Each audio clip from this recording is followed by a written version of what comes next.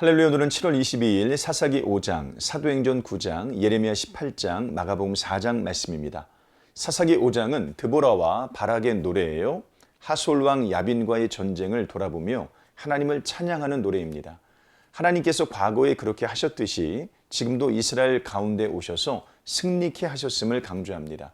그리고 전쟁에 함께 참여한 자들을 칭찬하고 그들의 용맹함을 노래합니다. 후반부에는 헤벨의 아내 야엘의 행동을 칭찬해요.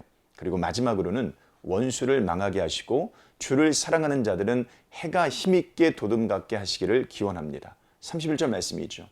하나님은 실로 찬양받기에 합당하십니다. 당신의 백성을 돌보시는 분이요, 당신의 언약에 신실하신 분입니다. 하나님께서 행하신 일을 주목해서 보는 사람은 하나님을 찬양하지 않을 수 없습니다. 또한 하나님께 기도하지 않을 수 없어요. 하나님은 악을 꺾으시고 선을 높이시기 때문입니다. 고통과 상실 속에서도 하나님을 노래하시길 바랍니다. 하나님께서 주를 사랑하는 자들을 해가 도둠같이 힘있게 하실 것입니다. 사도행전 9장은 사울이 회개하는 장면이에요. 사울은 스데반의 죽음을 마땅히 여겼습니다. 그는 살기 등등한 태도로 제자들을 죽이고자 공문을 받아 다메섹을 향해 떠납니다. 그러나 길가에서 예수님을 만나 소경이 됩니다. 무엇이든 다 할 수 있다 믿었던 청년 사울이 이제는 누군가의 도움을 받지 않으면 한 발자국도 걸을 수 없는 무력자가 되었습니다. 다메섹에서 아나니아의 안수를 받고 눈이 떠진 사울은 세례를 받습니다. 그리고 회당을 돌아다니며 예수님께서 하나님의 아들이심을 전파합니다. 유대인들이 크게 놀라요.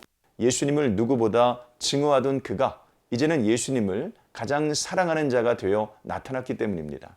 결국 유대인들은 사울을 죽이기로 작정합니다. 이 계획을 눈치챈 제자들이 사울을 야밤도주시킵니다. 사울은 예루살렘에서 머물면서 복음을 전했지만 그곳에서도 위협을 당했습니다. 사울은 다소에 머물게 되어 그 와중에 베드로는 사방을 돌아다니며 기적을 행하고 복음을 전합니다. 하나님은 항상 하나님의 일을 성실하게 하십니다.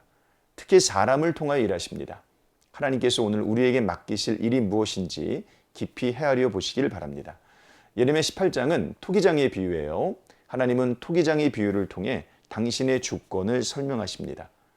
토기장이가 진흙을 자기 뜻대로 다루듯이 하나님은 만국을 당신의 뜻대로 다루실 수 있습니다.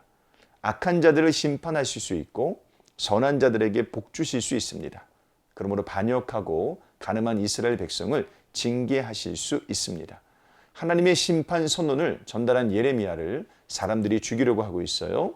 예레미야는 그들에게 유익한 말을 하였는데 그들은 예레미야를 구덩이에 던지려고 한 것입니다.